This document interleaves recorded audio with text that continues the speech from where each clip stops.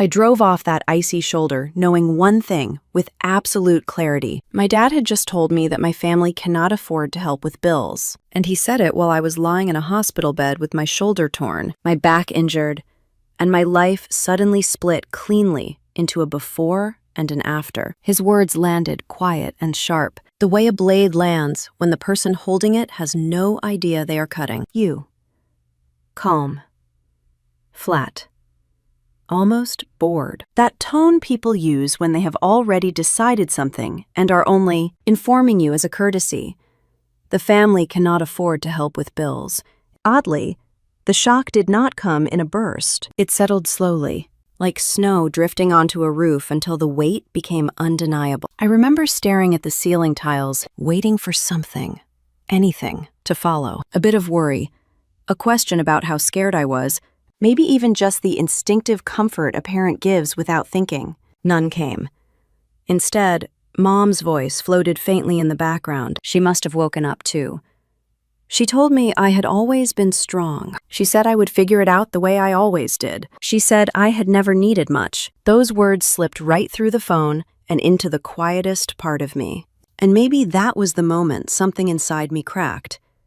Not loudly, not dramatic, but just enough to change the shape of everything that came after. Before I go deeper, let me ask you this. What are you doing while listening to my story right now? The night this happened, I was driving back from my parents' house after Christmas, replaying conversations, wondering whether the distance between us was real or imagined. I had no idea that in a few hours, my world would tilt hard enough to shake everything loose. So let me take you back to that night in late December of 2017, when storm winds pushed hard across Indianapolis and the roads glittered dangerously under the streetlights.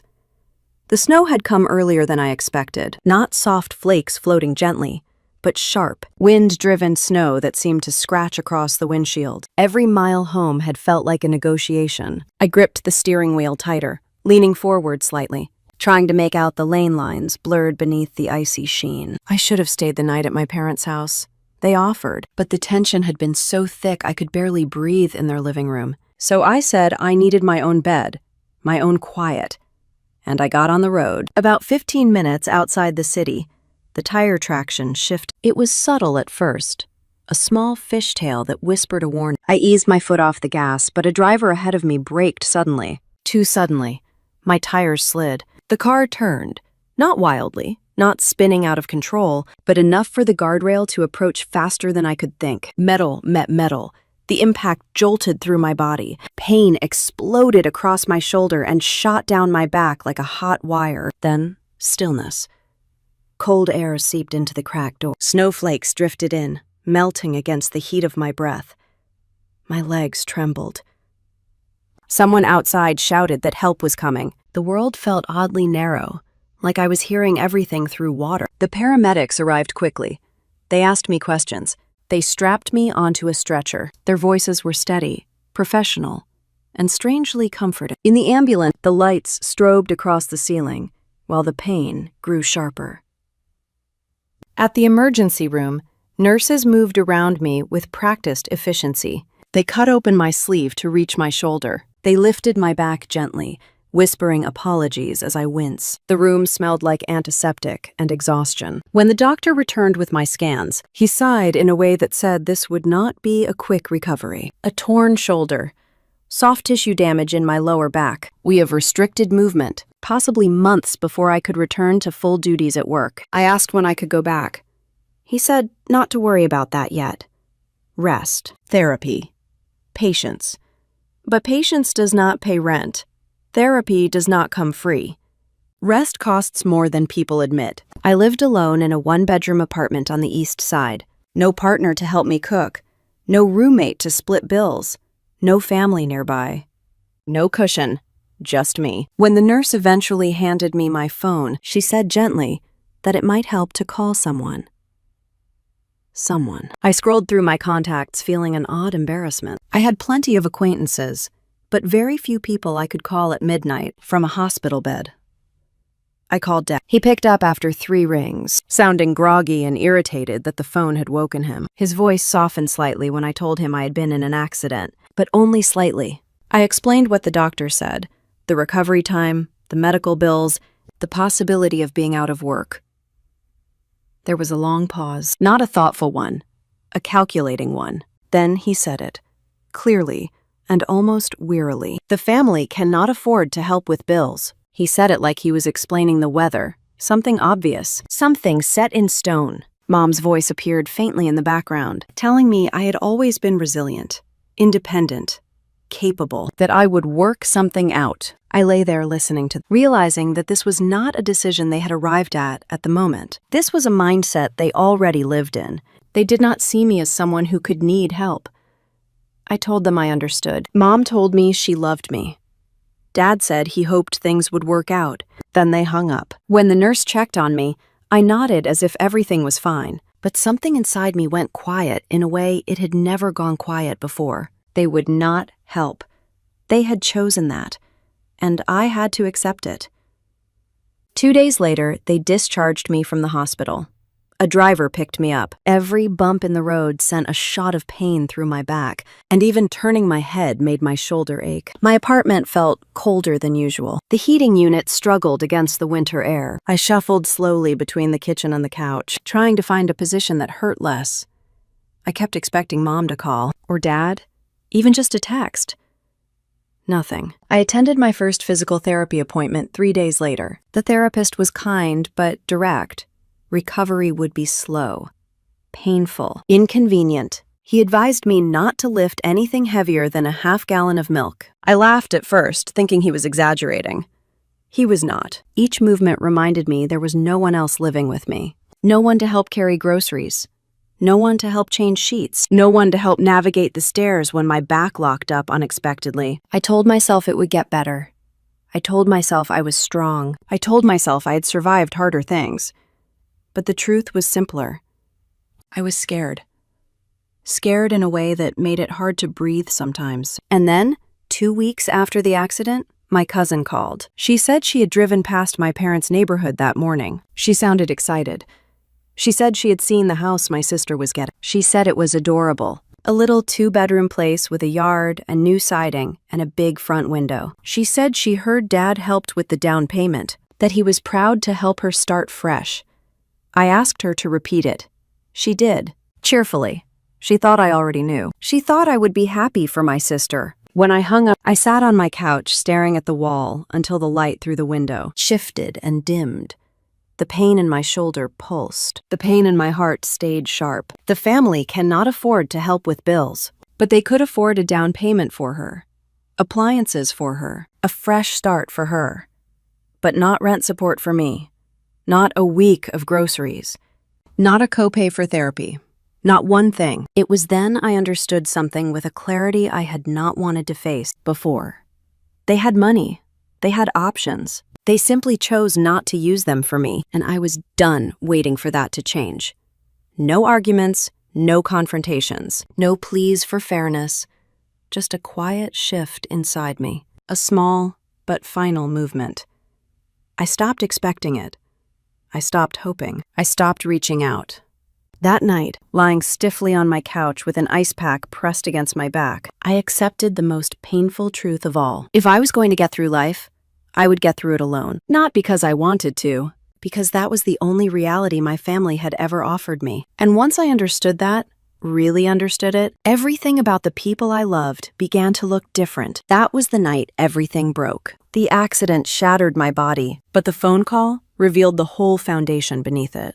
And I knew, with a calm I had never felt before, that the person I needed to rebuild my life for was me. And somewhere deep inside, beneath the exhaustion and the hurt, a harder, steadier resolve began to take shape, one that would matter far more in the years to come. That resolve did not come out of nowhere. It had been forming for as long as I could remember, shaped quietly by a childhood where I was always described the same way: independent, capable, low maintenance. The kid who never needed help. I was the older daughter in our family, the one my parents liked to describe as easy. I slept through the night as a baby. I did well in school without being reminded. I learned early how to make myself useful and invisible at the same time. When relatives asked my mom how she was managing 2 kids, she would smile and say, I practically raised myself. It was meant as a compliment. I wore it like a badge, even when it started to feel heavy. My younger sister was different. She was sensitive, emotional. She needed reassurance, attention, and protection. Dad hovered around her in a way he never hovered around me. If she came home upset from school, he would sit at the kitchen table with her, listening, nodding, asking questions. If I came home upset, I was told to shake it off. Life is tough, kiddo. You will be fine. I remember one afternoon in middle school when I forgot my lunch at home. I realized it halfway through the morning and felt that sinking panic settle in my stomach. Lunch period came and I sat there pretending I was not hungry, watching other kids open their bags and trade snacks. When I got home, I mentioned it casually. Mom shrugged and said it was a good lesson in responsibility. A week later, my sister forgot her homework. Dad left work early to bring it to her school. He came home frustrated but proud, talking about how hard she had been trying and how teachers should be more understanding. I stood in the doorway listening, my forgotten lunch still sharp in my memory, and told myself it did not matter. These moments added up slowly, the way water wears down stone. They were never dramatic enough to start an argument. No one ever said outright that my sister mattered more. It was all implied, wrapped in praise for my strength. You are the independent one. You always land on your feet. You do not need us the way she does. In high school, I got my first part-time job. I worked evenings and weekends, saving up for my own clothes and gas money. When I told my parents I wanted to start paying for some of my own things, they beamed. Dad clapped me on the shoulder and said he was proud of how responsible I was. When my sister wanted spending money, she asked and usually got it. If she went over budget, it was because she was still learning. I learned to solve my own problems quietly. When I struggled with a class, I stayed late to ask the teacher for help. When my car broke down the first time, I figured out how to get it towed and paid the bill myself. Dad called me resourceful. Mom told her friends she never had to worry about me. There was a night in college that stands out now, one I did not think much of at the time. I called home because my bank account was overdrawn after an unexpected fee. I explained the situation, my voice tight with embarrassment. Dad listened, then told me this was part of learning how the world works. He said it would build character. I figured it out. I always did. That same semester, my sister called home in tears because she did not like her roommate. My parents offered to cover the cost of moving her into a single room. They framed it as protecting her mental health. I nodded along when they told me about it later, telling myself again that it made sense. She needed support. I did not. Over time, the message became clear, even if it was never spoken direct. I was the kid they could rely on not to ask for anything, the one who would not make things complicated, the one who would adjust. I did not resent my sister for it, at least not in the way people expect. She grew up inside that dynamic just as much as I did. She learned that if something went wrong, someone else would step in. I learned that if something went wrong, I had better be ready to handle it. Looking back, I can see how that shaped everything. The way I downplayed my needs, the way I apologized for asking questions, the way I waited until things were unbearable before speaking up, and even then, did it cautiously. I told myself this was maturity. I told myself it made me strong. David loved to repeat the same line whenever I faced a challenge. You are independent. You will figure it out. He said it when I moved into my first apartment. He said it when I switched jobs. He said it when I mentioned feeling overwhelmed. Each time, I heard it as reassurance. Each time, it also closed a door. Mom echoed it in her own way. She liked to say she never worried about me. She said it like that was the highest form of praise. I smiled and agreed, even as part of me wondered what it would feel like to be worried over, to be considered fragile enough to deserve help. It took me years to understand that this was not about cruelty. My parents were not villains twirling mustaches, deciding who deserved love. It was about habit, about roles that had been assigned early and never questioned. I was the capable one. My sister was the one who needed protecting. Once those boxes were drawn, everything fit neatly inside them. The night of the accident forced those roles into sharp focus. When I called Dad from the hospital, scared and hurting, I stepped outside the role I had been given. For a brief moment, I asked to be treated like someone who needed support. His response was not just about money. It was about not knowing how to see me any other way. A family that can't afford to help with bills was not said with malice. It was said with certainty, the certainty of someone who had already decided where I belonged in the story. Lying alone in my apartment days later, replaying that call in my head, I felt something settle into place. I stopped asking myself why they had not shown up. The answer was painfully simple. They never had.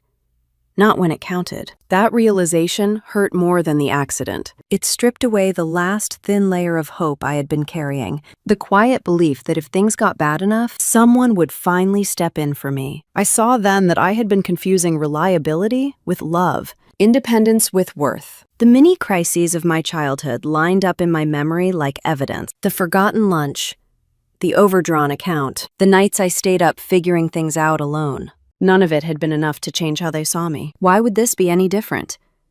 I remember sitting on the edge of my couch, my back aching, my shoulders stiff, staring at the wall across from me. The apartment was quiet, the kind of quiet that presses in on you. I felt angry, yes, but more than that, I felt clear in a way I had never felt before. I stopped waiting for fairness. I stopped measuring my worth by whether my parents showed up. I stopped believing that if I just proved myself enough, they would finally treat me the same way they treated my sister. That clarity came with a decision, one I did not announce or explain. I decided I would no longer shape my life around their expectations. I would no longer make myself small and easy in the hope of earning something that had never been offered freely. In the weeks that followed, as I navigated recovery and uncertainty, that decision stayed with me.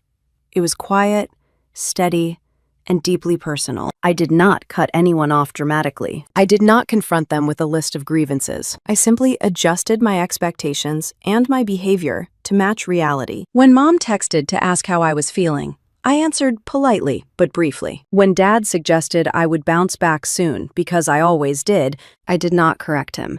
I let the words pass through me without sticking. The kid who never needed help had grown up, and for the first time, I understood the cost of that label. It had taught me how to survive, but it had also taught the people around me that they did not have to try. As I lay down that night, careful not to twist my back the wrong way, I felt the weight of that truth settle in. The accident had taken my physical strength for a while, but it had given me something else in return, a clear understanding of where I stood. And as painful as that understanding was, it was also the first step toward letting go of something I had been carrying for far too long. The present waited quietly outside that realization, with its appointments and bills and slow mornings. I took a deep breath and let myself rest, knowing that when I opened my eyes again, I would be moving forward without the illusion that help was coming from where it never had. I slept for a few hours after that. Not the kind of rest that refreshes you, but the kind that shuts your body down out of necessity. When I woke up, the pain was still there, a dull, heavy presence that reminded me of itself every time I shifted even slightly. My apartment was quiet in that way that feels louder when you are alone. No footsteps.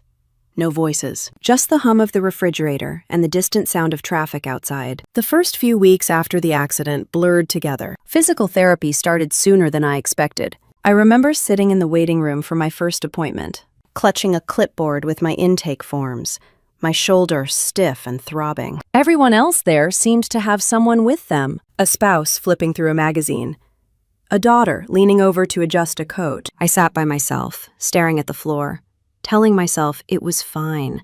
I had always come alone. The therapist was kind but direct. She explained what we would be working on and what the limitations were. Healing takes time, she said.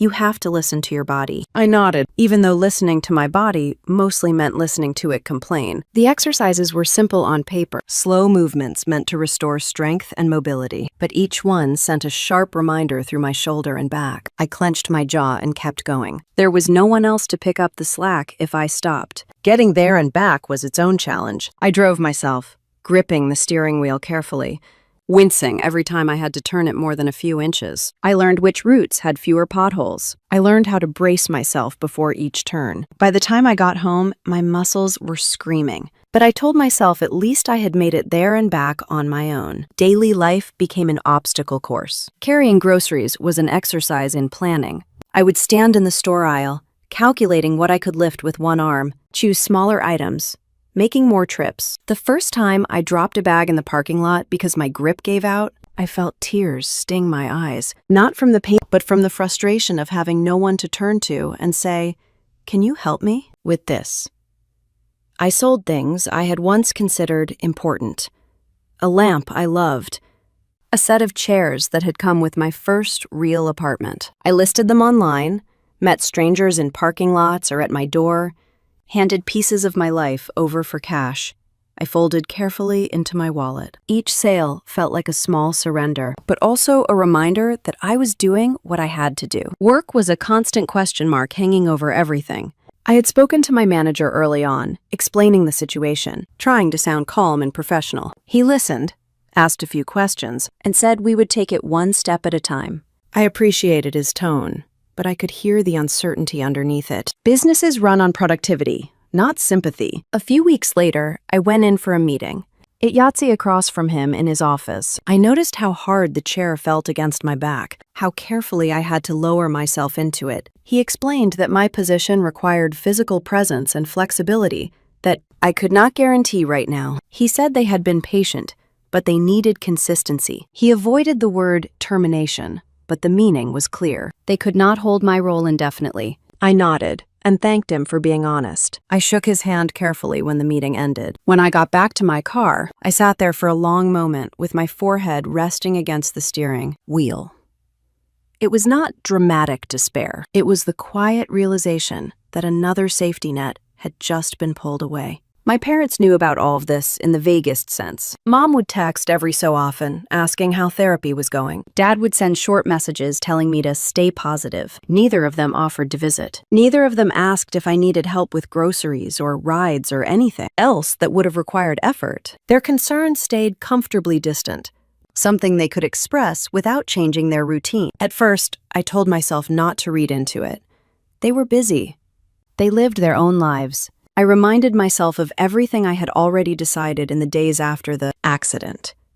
I was not going to beg. I was not going to explain my pain in detail just to make it more palatable. There were moments, though, when the loneliness pressed in hard enough that it took my breath away. Like the morning I struggled to pull a shirt over my head and ended up sitting on the edge of my bed, half-dressed, exhausted from the effort. Or the night I dropped a plate in the kitchen and stood there staring at the shards on the floor, knowing it would hurt to bend down and clean them up, but also knowing there was no one else to do it. I talked to my doctor about returning to work in some capacity. He was careful with his words. He said my recovery was progressing, but slowly. He reminded me that pushing too hard too soon could set me back months. I asked him what he would do if he were in my position. He looked at me for a long moment before saying he would prioritize healing, even if it meant hard choices elsewhere. Hard choices felt like the theme of my life at that point. Every day required a calculation. What could I afford? What could my body handle? What could I put off until tomorrow? I stopped thinking in terms of long-term plans and focused on getting through each day without making things worse. Through it all, I noticed a shift in how I thought about my family. It was subtle at first. I stopped checking my phone, hoping for a message that offered more than surface-level concern. I stopped imagining scenarios where Dad would suddenly show up at my door, saying he had changed his mind. I started to accept that what I had received was all I was going to get. That acceptance hurt, but it also freed up something inside me. I stopped spending emotional energy on disappointment. I redirected it towards survival, towards small victories, getting home without needing to pull over and rest, cook a simple meal with one hand and not burning it. The day I received the official notice from work confirming that my position could no longer be held, I sat at my kitchen table and read it twice. The words were polite, professional, and final. I folded the letter and set it aside, then stared at the wall for a while. Losing the job felt like hitting bottom, but it was also oddly clarifying. There was no pretending anymore, no waiting for things to go back to the way they were. I did not call my parents. I did not ask for help. I took a deep breath and started making a new plan. It was smaller and less comfortable than the one I had before, but it was mine. I updated my resume. I looked for positions that would accommodate my limitations. I cut my budget down to the bare essentials. In doing all of this alone, I began to see my independence differently. It was no longer something I performed to earn approval. It was a tool, a necessity, something I could use without pretending it did not cost me anything. At night, when the apartment was quiet and my body finally settled enough to rest, I let myself think about the accident and everything that had followed, not with bitterness, but with a kind of sober clarity. This was what falling through the cracks looked like. Not dramatic abandonment, but quiet absence. Not cruelty, but indifference shaped by habit. I did not know then how far that realization would take me. I only knew that the version of me who waited for fairness was gone. In her place was someone who understood that survival sometimes meant letting go of the idea that help would come from where it never had. As I lay there, staring up at the ceiling of my apartment, I felt the first real shift in how I saw my parents, not as villains, not as saviors, but as people who had shown me exactly who they were when things got hard. And for the first time, instead of arguing with that truth, I let it sit, heavy and undeniable, as I prepared myself for whatever came next. It came quietly, the way most life-changing things do, not with a phone call or a knock on the door, but with a picture on my screen while I was sitting at my kitchen table, my shoulder still stiff, a cup of reheated coffee going cold beside me. I was scrolling without thinking, killing time before my next physical therapy appointment, when I saw my sister's face smiling back at me. She was standing in front of a house I had never seen before. A real house, not an apartment, not a rental, a place with a wide front porch, light-colored siding, and a neatly trimmed lawn. Dad stood beside her, one arm around her shoulder, the other hand holding a set of keys that caught the sunlight just enough to gleam. Mom was there too, standing slightly behind them. Smiling like this was exactly how things were supposed to be. The caption talked about new beginnings and being grateful. Friends and relatives filled the comments with congratulations. Someone wrote how wonderful it was that my parents were able to help her get settled. I read that line 3 times before it really landed. I set my phone down slowly, like it might bite me if I moved too fast. My chest felt tight, not with anger at first, but with a strange disbelief. I opened the picture again and looked closer. The neighborhood was familiar. I knew that area. It was not cheap. The houses there did not come with small price tags or easy monthly payments. I did the math in my head without meaning to. Even a modest down payment would have been significant. Tens of thousands. Money that apparently did exist. Money that had not existed when I was lying in a hospital bed wondering how I would cover rent. I sat there for a long time, staring at the picture, my mind flipping back and forth between that image and the memory of Dad's voice telling me my family could not afford to help with bills. The two things did not fit together, no matter how hard I tried to make them. At first, I told myself there must be an explanation. Maybe it was a loan. Maybe there was some special circumstance I did not know about. I wanted to believe that because believing it meant I did not have to confront what this might actually mean. But the longer I sat with it, the colder I felt. This was not an accident. This was a choice. I picked up my phone and called Dad. My heart was pounding harder than it had during any of my doctor appointments. I was not calling to start a fight. I was calling because I needed to hear it from him. I needed to give him the chance to explain something that, from where I stood, made no sense at all. He answered after a few rings, his voice warm, almost cheerful. He asked how I was feeling. I told him I was managing. There was a pause, the kind that happens when both people know there is more coming. I told him I had seen the picture. I said congratulations. I asked him how they were able to help my sister buy a house. There was another pause, longer this time. I could hear something moving in the background, the familiar sounds of their home. Finally, he said, "This is different." The words landed flat. "Different ways?" I asked. He explained that my sister needed stability. He talked about how hard things had been for her, how important it was for her to have a place of her own. He said it like it was obvious, like anyone would understand. I listened, my jaw tight, my free hand clenched in my lap. When he finished, I asked quietly, "So did I." There was silence on the line. Not the kind where the call drops or someone gets distracted. The kind where the other person is choosing not to answer. Mom took the phone then. Her voice was softer, cautious. She told me this was not about choosing one child over another. She said they had been saving for a long time. She reminded me again of how strong I was, how I had always managed on my own. I felt something shift inside me, a slow settling rather than a snap. I realized at that moment that they did not see anything wrong with what they had done. In their minds, it all made sense. The money had a purpose, and that purpose was not me. I did not raise my voice. I did not accuse them of betrayal, even though that word was screaming in my head. I asked one more question, careful and deliberate.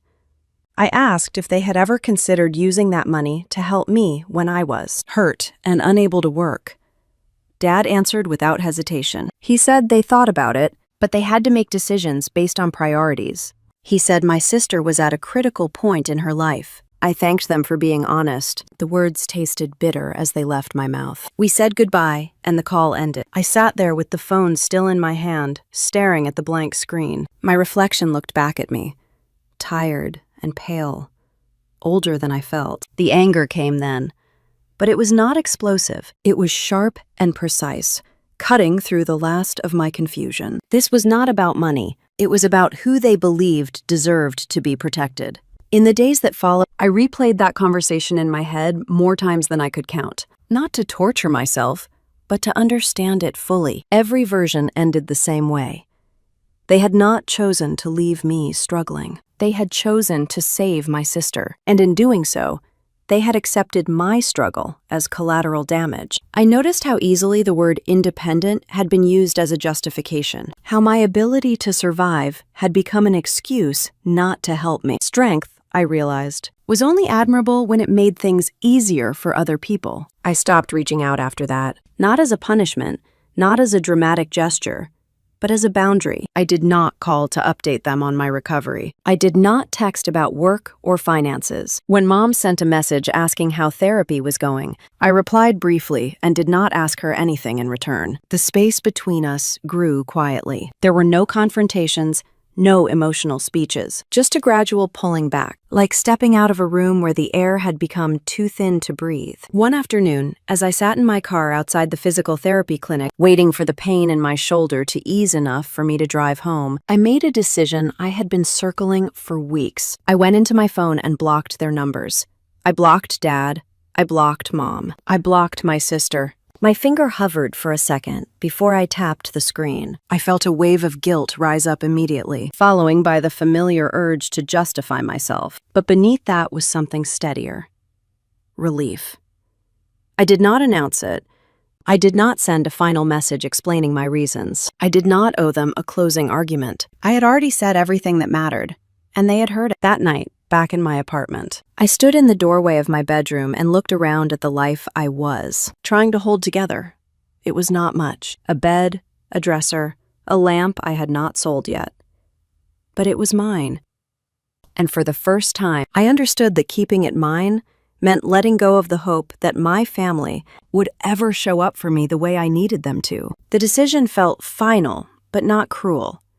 It was an acknowledgement of reality. I could not keep exposing myself to the same wound and expecting it to heal. As I lay down carefully, easing my aching body into a position that did not hurt too much, I thought about the house in that picture, the porch, the keys, the smiles, and I let myself grieve what it represented. Not the money, not the property, but the confirmation that I had never been the one they would rescue. The quiet that followed was different from the loneliness I had felt before. It was steadier, less desperate. I had stepped out of the family story I had been trying to belong to my whole life. Whatever came next would be harder in some ways, but it would also be honest. And as the room darkened and my thoughts finally slowed, I understood that this was not an ending. It was a line I had drawn, one that would change everything that came after. The weeks that followed were not dramatic. There were no sudden breakthroughs or moments where everything clicked into place. Decisions made quietly, without witnesses, without anyone cheering me on or warning me to stop. Decisions made because I understood that no one else was coming to rescue me. The first decision was about work. Once it became clear that my old position was gone for good, I had to accept something that hurt my pride more than my body ever had. I could not simply wait until I healed and slid back into the life I had before.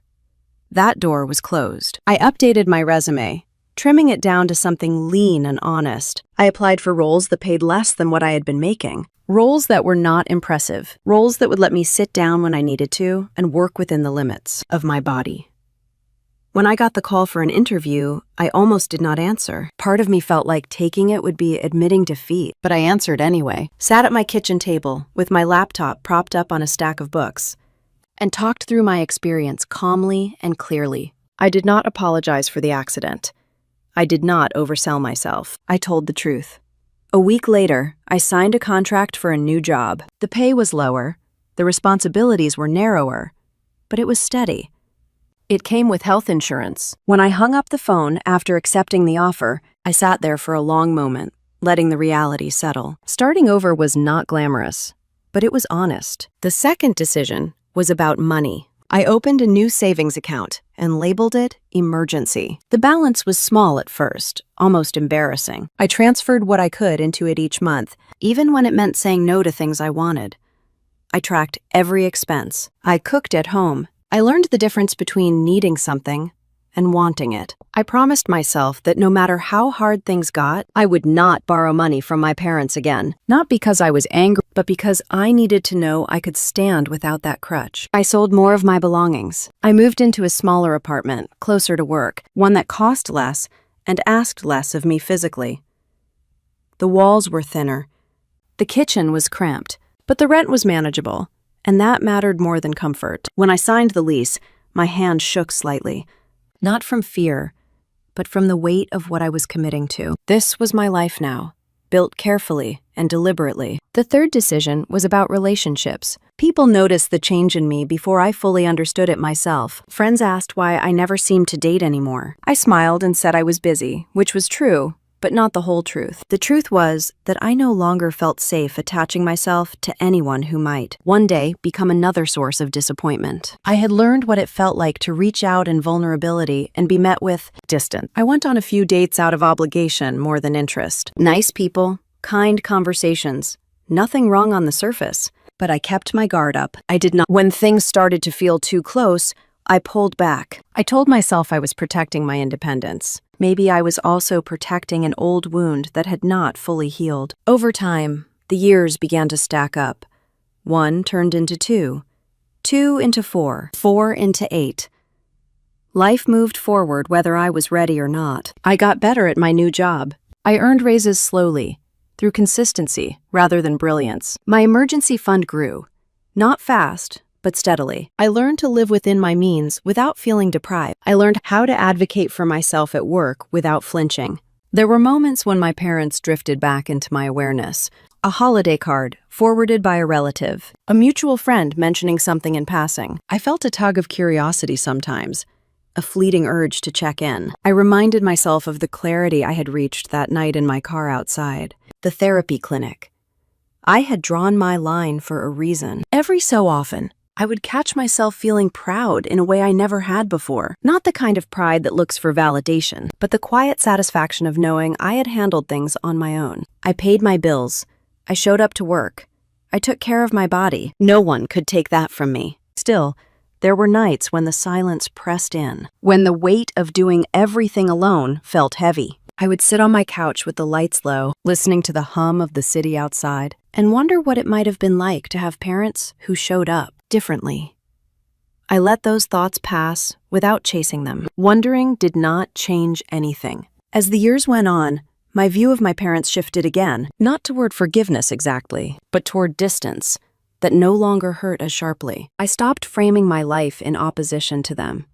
I stopped proving anything. I simply lived. By the time I reached my early 30s, I felt settled in a way I never had before. My routines were solid. My finances were stable. My expectations were realistic. I did not need approval. I did not need rescue. I needed continuity, and I had built that for myself. One afternoon, after finishing up a long workday, I walked through my apartment and realized something had changed. The place felt like home, not temporary, not something I was just passing through until something better came along. It was mine in a way that had nothing to do with ownership or status. It was the product of every decision I had made since the accident. That realization came with a sense of peace I did not expect. I had spent so long bracing myself for the next disappointment that I had not noticed when the tension finally eased. I slept better. I laughed more easily. I stopped flinching when my phone rang. If someone had asked me then whether I missed my parents, I would have had to think carefully before answering. I missed the idea of them. I missed what they could have been, but I no longer missed what they actually were. By the time 8 years had passed, my life was quiet and stable. Not exciting, not dramatic, just steady. I believed I had finally stepped out from under the shadow of my family and into something of my own making. I did not know that the calm I had built was about to be tested. I only knew that for the first time since the accident, I felt like myself again, and that sense of hard-won peace felt permanent, like something that could not be shaken. At least, that was what I believed then, standing in my small kitchen one evening, rinsing a mug at the sink, unaware that the phone call that would change everything, again, was already on its way. It came a few days before Christmas, late in the afternoon, when the light outside had already started to fade and the world felt quieter than usual. I had just gotten home from work, my coat still on, my bag dropped by the door. The apartment was cold because I had turned the heat down before leaving, and I was standing there debating whether to make tea or just crawl under a blanket when my phone rang. I almost did not answer. The number on the screen was unfamiliar at first glance, not saved. Not one I recognized. Normally, I would have let it go to voicemail without a second thought, but something about the timing made me pause. Maybe it was the season. Maybe it was the quiet. Maybe it was the faint sense of unease that settled in my chest before I could talk myself out of it.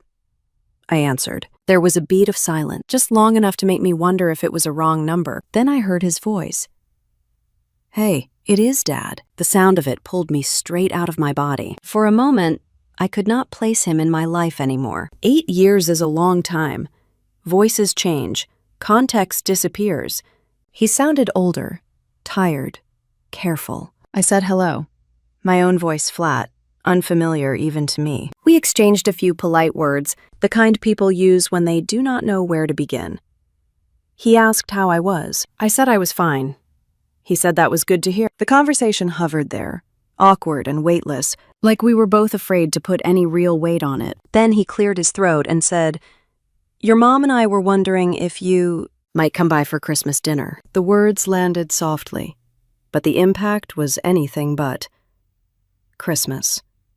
Dinner. Together. It felt surreal, like he had invited me into a version of reality that no longer existed. I did not answer right away. I stood there in my kitchen, my coat still half on, staring at the wall across from me. The paint had a small scuff near the corner that I had been meaning to touch. Up. For months. That was where my eyes landed, as if focusing on something ordinary might keep me grounded. "It has been a long time," he added. "We thought it might be nice." Nice. The word echoed in my head, hollow and out of place. I asked who else would be there. He said, "Your mom, your sister, maybe a couple of relatives if they are in town." He said it casually, like this was the most natural thing in the world. I told him I would need to think about it. "Of course," he said quickly. "No pressure. We just wanted to ask." When the call ended, I set my phone down on the counter and leaned against it, my palms flat against the cool surface. My heart was beating faster than it should have been. Not from excitement, not from fear exactly, from the shock of being reminded that the past was not as neatly tucked away as I had believed. For the rest of the evening, I moved through my apartment in a daze. I took off my coat. I made tea. I sat on the couch and stared at the dark window, watching my own reflection move as cars passed outside. I replayed his voice in my head, the careful tone, the way he had said my name. Why now? That question kept circling, landing nowhere. 8 years of silence. 8 years without birthdays, without holidays, without a single conversation that mattered. And now, suddenly, an invitation. I did not call anyone to talk it through. There was no one whose opinion felt relevant. This was not about logistics or obligation. This was about something deeper, something I was not sure I wanted to touch. Over the next few days, I thought about it more than I wanted to admit. At work, I found myself staring at my screen, reading the same email over and over. At home, I would start one task and abandon it halfway through as my mind drifted back to the call. Part of me felt angry. Another part felt suspicious. This was not a family that reached out for no reason. There was always a reason, always a need. I could not imagine what it might be, but I was certain it existed. Another part of me felt something closer to curiosity. Not hope. I had learned better than that, but curiosity about whether facing them again would finally close a door that had been left ajar in my mind for years. I tried to picture myself sitting at their table again. The familiar layout of the house. The way the living room smelled faintly of cleaning products and old furniture. The sound of Dad clearing his throat before speaking. The way Mom fussed over plates and portions. It all felt distant, like remembering a place you had lived in a lifetime ago. As Christmas drew closer, I knew I had to decide. Saying no would have been easier in some ways. It would have kept my carefully built peace intact. But it also would have left something unresolved, a question mark hovering where I wanted a period. In the morning, I finally made up my mind. I woke up early, long before my alarm. The apartment was still dark, the city outside quiet. I lay there, staring at the ceiling, listening to my own breathing, and understood something I had been circling for days. I was not afraid of seeing them. I was afraid of seeing myself in that space again, afraid of slipping back into old roles, old patterns, old silences. But I was not that person anymore. I picked up my phone and called Dad back. He answered quickly this time, like he had been waiting. I told him I would come for dinner. I did not say I missed them. I did not say I was looking forward to it. I said I would be there. He sounded relieved. He thanked me. He said Mom would be happy. When the call ended, I felt strangely calm. The decision was made. Whatever waited for me there, I would face it on my terms. The days leading up to Christmas passed slowly. I packed a small bag for the drive, choosing clothes that felt neutral, comfortable, not symbolic of anything. I did not bring gifts. I told myself I was not going to perform holiday cheer or reconciliation. I was going to observe, to listen, to see. The morning of the drive, the sky was overcast, the air sharp with winter cold. I loaded my bag into the car and sat behind the wheel for a moment before starting the engine. My reflection stared back at me from the rearview mirror. Older than the last time I had made this trip. Steadier, too. The drive itself was quiet. The highway stretched out ahead of me, familiar signs passing by, mile after mile. I kept the radio off, preferring the hum of the tires against the road. With each mile, the past felt closer, heavier, but also less powerful than it once had. As I turned onto the street where my parents lived, my chest tightened. The house came into view, looking much the same as it always had. Same siding, same driveway, same porch light. It was strange how something so unchanged could feel so distant. I parked at the curb and sat there for a moment, my hands resting on the steering wheel. The house loomed in front of me, full of memories I had spent years carefully setting aside. I took a deep breath, opened the car door, and stepped out into the cold. With each step toward the front door, I felt the weight of what I was doing settle in. I was not coming back to reclaim anything. I was not coming to be forgiven, or to forgive. I was coming to face whatever waited on the other side of that door, finally and fully. When I reached the porch, I paused, my hand hovering over the handle. The house was quiet, the windows glowing softly from inside. I straightened my shoulders, grounded myself in the person I had become, and knocked. The door opened, and I stepped into the space I had left behind, carrying 8 years of distance with me, ready to see what had truly brought me back. The house smelled exactly the same. Roasted meat, warm bread, something sweet baking in the oven. Christmas music played softly from somewhere down the hall, low enough to feel intentional, like background decoration rather than celebration. Mom stood in the doorway first, smiling too quickly, her arms already lifting as if to hug me before she had fully looked at my face. She said my name and pulled me in, her embrace light and careful. the way people hug when they are not sure if they are allowed to. I hugged her back briefly, feeling the familiar stiffness in my shoulders that had nothing to do with old injuries. Dad stood a few steps behind her, hands in his pockets, watching us with an expression I could not immediately read. He nodded once and said, "It is good to see you." I nodded back and said, "It has been a while." The living room looked unchanged. Same couch, same framed photos lining the shelves. Christmas decorations filled the space, tasteful and restrained, exactly how Mom liked them. Everything felt carefully arranged, as if the house itself had been preparing for my return. My sister appeared from the kitchen, wiping her hands on a towel. She smiled when she saw me, but it did not reach her eyes. She looked thinner than I remembered. Tired. There were faint shadows under her eyes, and when our gazes met, she glanced away almost immediately. We exchanged a brief hello, awkward and polite. No mention of the years between us. No acknowledgement of the distance. Just surface-level kindness, like strangers who share a last name. Dinner was nearly ready. Mom asked me to take a seat at the table while she finished up. I sat where I always used to, on the same side, facing the window. The table was set nicely, plates warmed, napkins folded just so. It was all very normal, comfortingly so. That normalcy felt strange in my chest, like wearing an old coat that no longer quite fit. When we finally sat down to eat, Dad said a few words about being grateful for family and togetherness. He kept his eyes on the table as he spoke, his tone measured. Mom nodded along, hands folded. My sister stared at her plate. At first, the conversation stayed light. Work, weather, someone we all vaguely knew getting married. I answered questions when they were directed at me, keeping my responses short and neutral. I did not volunteer much. I watched instead. My sister barely spoke. When she did, it was quiet, clipped. She pushed food around her plate more than she ate it. A few times, I caught her rubbing her temples like she had a headache. When Dad asked her how things were going, she shrugged and said fine, then took a long sip of water.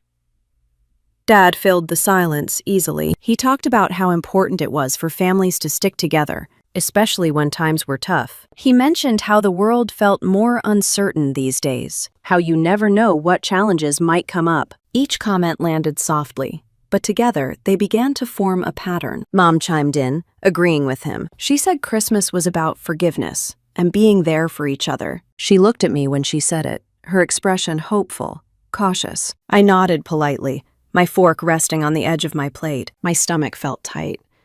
Not from hunger or nerves exactly, but from the sense that we were circling something none of them wanted to name. Yet, the moment that shifted everything came unexpectedly. Dad leaned back in his chair and said something about how life has a way of humbling you. He said no matter how prepared you think you are, things can change fast. He said that is when family really matters, when people are willing to step up for one another. There it was. Not a question, not a request, a setup. I felt my pulse quicken, my attention sharpening. The warmth of the room suddenly felt artificial, like a set piece. I glanced at my sister again. She was staring at her plate, her jaw clenched, her foot bouncing slightly under the table. Mom added that everyone needs support sometimes. She said, even the strongest among us can need help. Her eyes flicked to me, then away.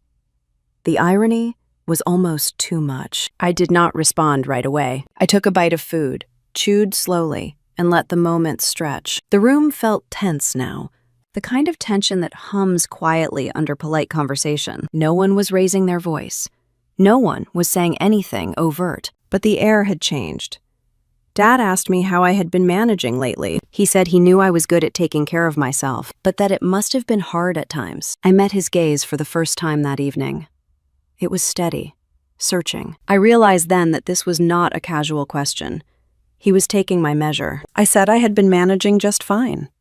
I said I had built a stable life. I said I had learned how to handle things on my own. He nodded slowly, like this confirmed something he had already decided. My sister excused herself to the kitchen, saying she needed to check on something. She did not look at any of us as she stood up. I watched her go, the way her shoulders slumped slightly as she left the room. That was when it clicked fully into place.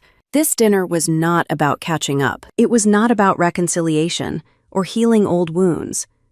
It was about need, about leverage, about positioning me back into a role I had stepped out of years ago. The realization was calm and sharp all at once. I felt a strange sense of clarity wash over me, cutting through whatever lingering confusion I had carried with me into this house.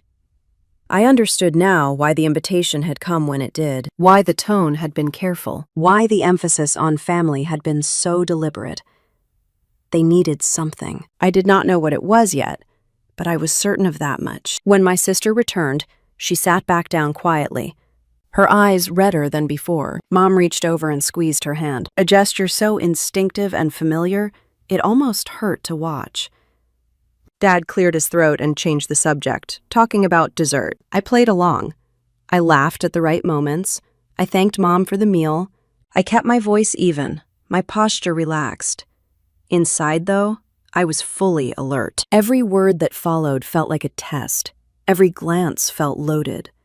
I noticed how Dad kept looking at me when he talked about responsibility, how Mom watched my reactions closely, how my sister avoided meeting my eyes entirely. The sense of purpose behind the evening grew heavier with each passing minute, and yet, I did not stand up and leave. There was a version of me, years ago, who would have made an excuse and slipped out quietly, sparing everyone the discomfort of confrontation. That version of me had believed that leaving early was the same as keeping them peace. I was not that person anymore. I stayed seated, my hands resting calmly in my lap, my attention focused. Whatever they were circling toward, I wanted to hear it clearly. I wanted to face it head-on, without flinching, without guessing. The truth was coming. I could feel it in the way the conversation kept looping back to themes of support and responsibility, in the way my sister's breathing seemed shallow, her movements tense, in the way Dad's voice took on that familiar tone he used when he was about to have a serious talk. I took a slow breath and reminded myself why I had come, not to fix anything, not to be useful, but to see. As dessert was brought out and plates were cleared, the room settled into a quieter rhythm. The music still played softly. The lights still glowed warmly. On the surface, it was still a Christmas dinner, but underneath it all, something waited. I sat there, listening, watching, feeling the weight of 8 years pressed gently against my back, and I knew with certainty that whatever was about to be said would change the shape of this night. Mom was the first to break the silence. She cleared her throat and began gathering plates, moving between the table and the kitchen, though nothing on the table required immediate cleaning. Her hands moved quickly, almost nervously. She was avoiding stillness. Dad stayed seated, staring at the table as if the grain in the wood might tell him what to do next. My sister sat rigidly, her hands folded so tightly her knuckles had turned pale. She did not look up, not even when Mom returned and leaned against the counter instead of sitting. Her shoulders were tense, her eyes red. Mom said there was something we needed to talk about. The room shifted. The warmth from dinner faded into something heavier, something that pressed down on the air. Dad nodded once, slowly, bracing himself. My sister drew in a small breath, as if preparing to be exposed. Mom began with my sister. She said the past few years had been harder than anyone realized, harder than they had ever told me. She said life had unraveled in ways none of them expected. My sister's face tightened. Her jaw clenched so visibly I could see the muscles twitch. Mom said the marriage had fallen apart, not gradually, not after long conversations or mutual agreements. It had collapsed, crushed under gambling debts my sister had not known about until it was far too late. Credit cards, personal loans, secret accounts drained to nothing, bills shoved into drawers, a financial sinkhole hidden behind forced optimism. By the time she discovered any of it, everything was already crumbling. My sister finally spoke, her voice a dry whisper. She said she had tried to fix it, tried to cover the losses, tried to believe her ex-husband when he promised it would stop, but it never did. It only got worse. Each lie had been a stone tossed into deep water, and she had drowned trying to collect them. She said the divorce had been ugly, angry, expensive, lawyers, court fees, splitting what little remained of their assets. She said she lost her job soon after. A combination of stress, missed days, and poor performance reviews her supervisor could not overlook anymore. It all fell apart faster than she could keep up. As she spoke, I felt something shift in my chest. Not joy, not satisfied, not even bitterness, just understanding. A quiet, heavy confirmation of what I had already sensed. This was not a story of bad luck or life being unfair. This was a story of denial, finally catching up.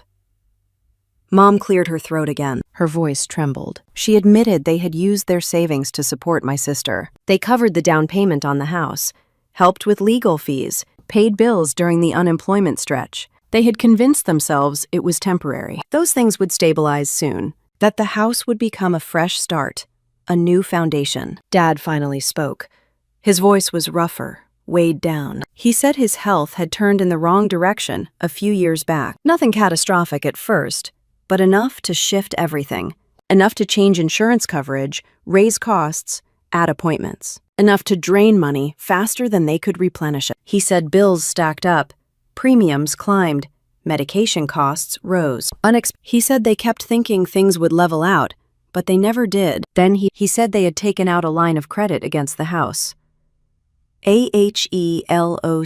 He said it was supposed to be temporary, a bridge to get through a hard season. But the season never ended, and as he talked, the picture sharpened in my mind. The house that once symbolized stability had turned into a weight pulling them under.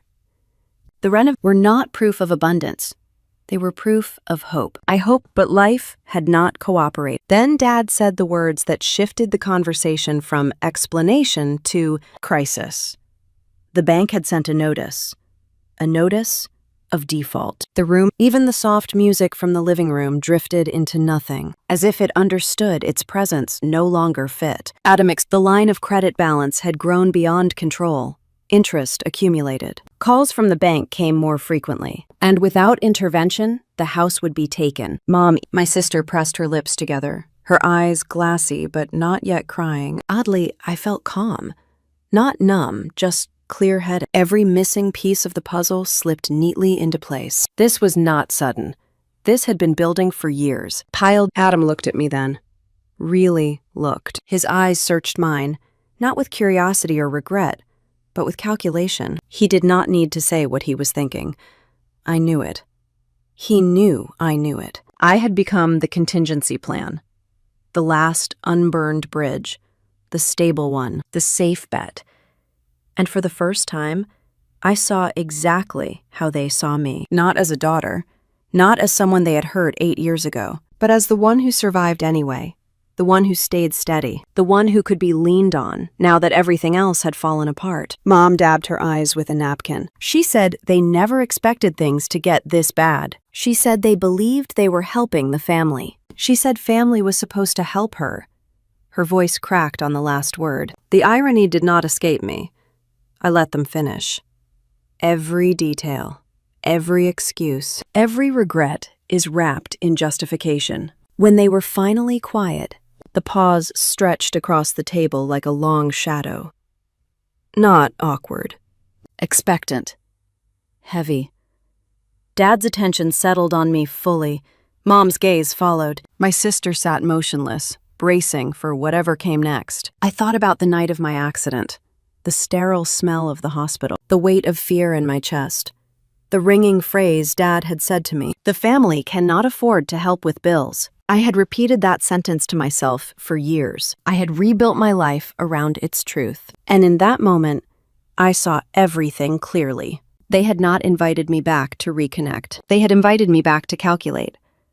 I did not answer immediately. I sat still, grounding myself. But to remind myself that I did not owe a response driven by urgency or guilt. Dad shifted in his chair. His composure cracked just enough for discomfort to show. Mom clenched her napkin. My sister stared at the table like she could disappear into it. In that stillness, something inside me settled. Whatever came next would not be about anger.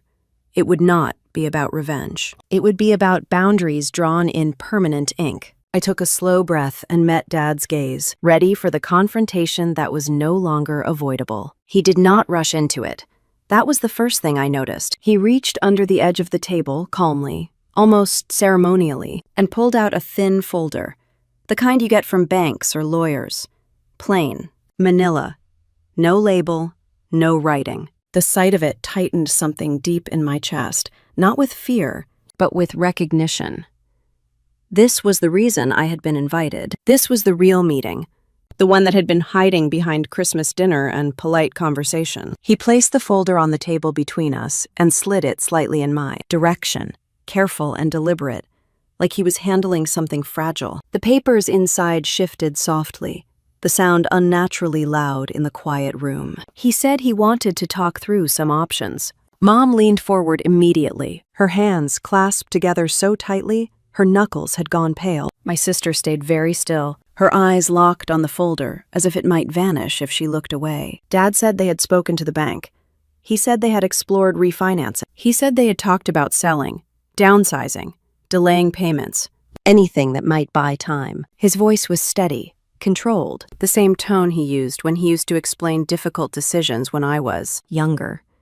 He said they had run the numbers every way they could think of. He said none of it was enough. Then he paused, just long enough for the next words to land harder. He said they needed someone stable.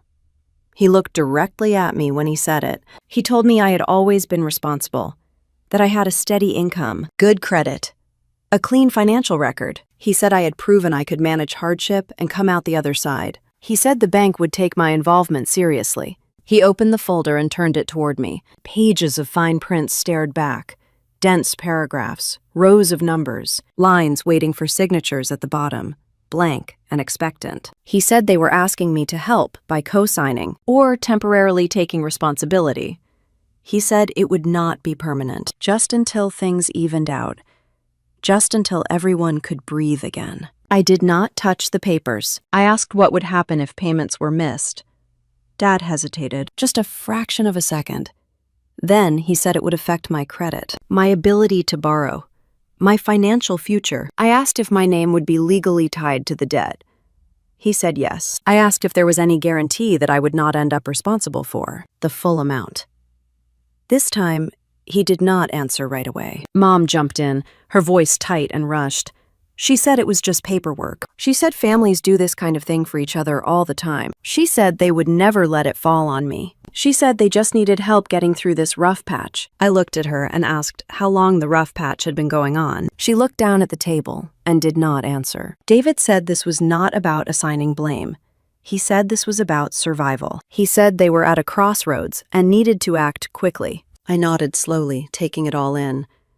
I had expected panic, begging, May's voices. What I felt instead was a strange clarity, like stepping into bright daylight after years in a dim room. I asked one more question. I asked if they had considered the risk to me when they made these decisions. David frowned slightly. He said this was not the same situation as before. That was when something settled firmly into place inside me. I told him I needed to say something.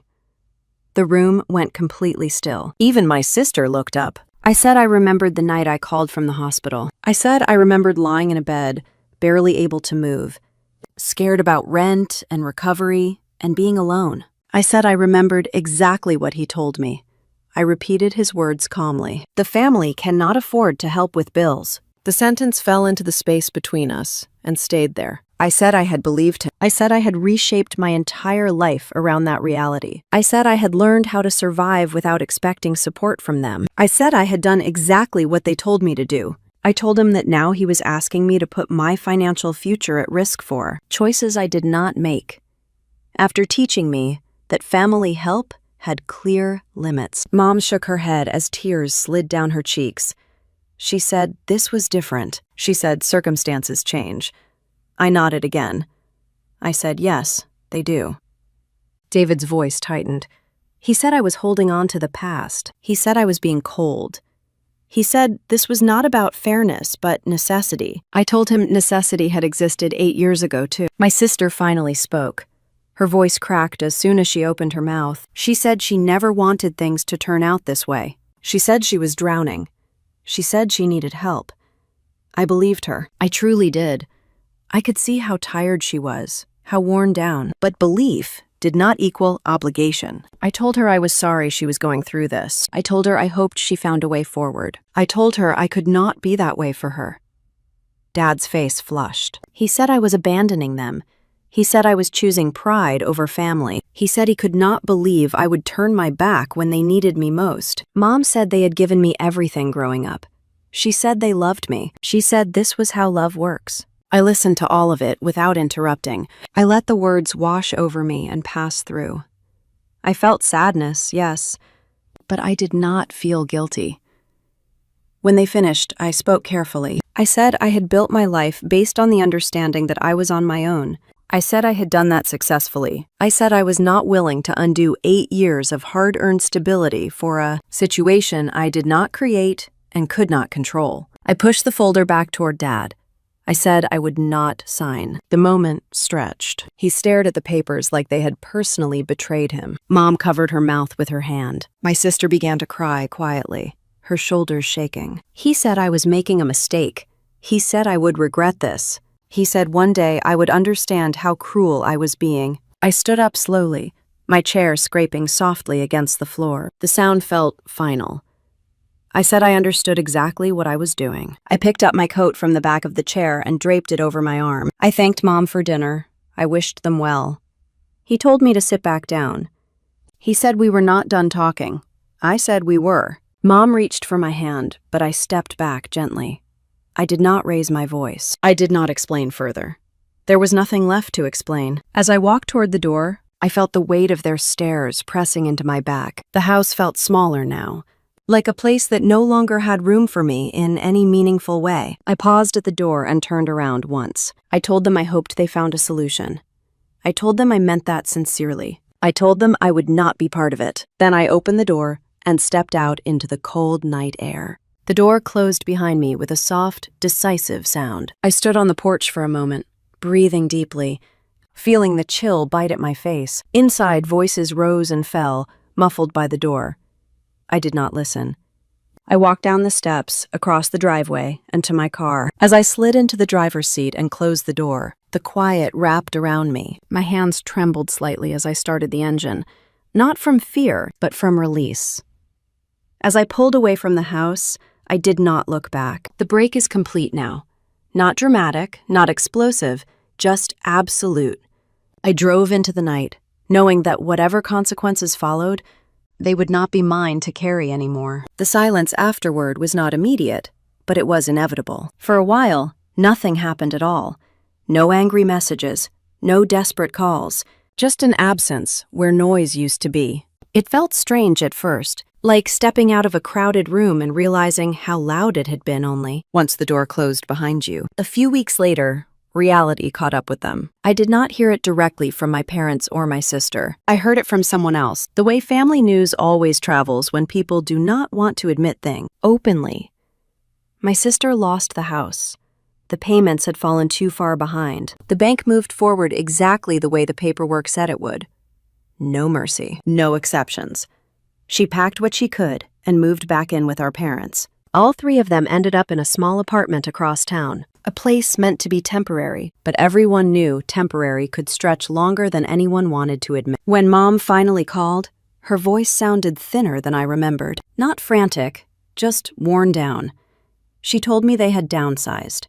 Dad had sold off most of what would not fit. Furniture he had refinished years ago. Boxes of tools, old keepsakes that had once felt untouchable. She said watching him let go of those things was harder than she expected. I listened quietly.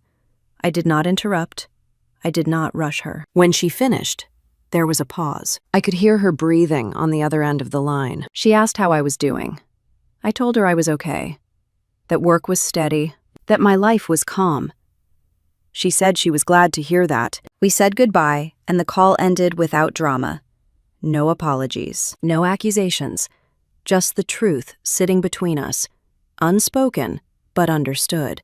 After that, the flying monkeys arrived. An aunt called to tell me family should always come first. An uncle left a voicemail saying he hoped I could live with myself. Old family friends reached out with concern that felt suspiciously like judgment.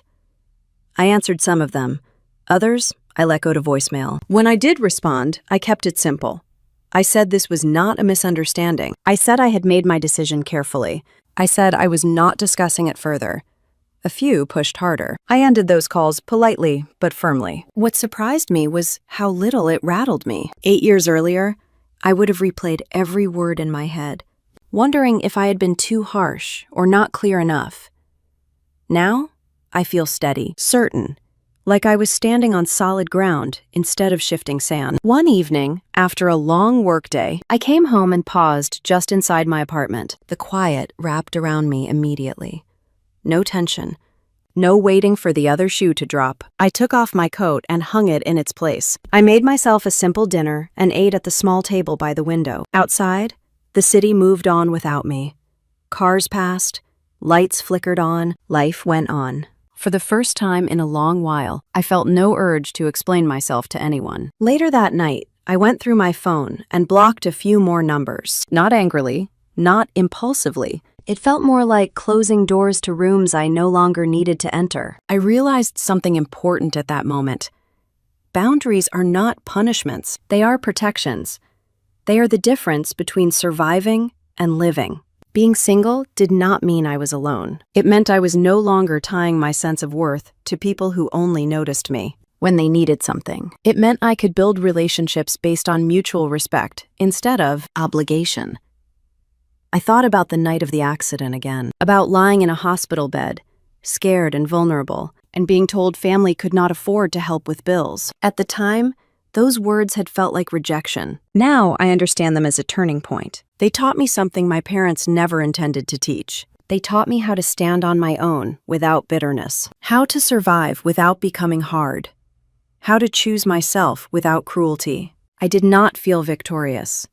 I did not feel like I had won anything. What I felt instead was peaceful. Karma did not arrive with fireworks or dramatic speeches. It arrived quietly, through consequences that followed choices. Everyone involved lived with the results of what they had decided, including me. And that was okay. I did not wish my family harm. I did not celebrate their losses. I simply stepped out of the cycle that had defined us for decades. Some nights, I still felt a twinge of sadness. Not for what was, but for what could have been. I let myself feel that without letting it pull me backward. This was my life now. Calm. Earned. Honest. If you have ever been told you were too much or not enough for your own family, remember this. Silence can be power, and truth can be the loudest revenge. Tell me in the comments what integrity means to you and where you are listening from. Thank you for listening to my story. If it resonated with you, please like this video, subscribe, and stay with me for the next one.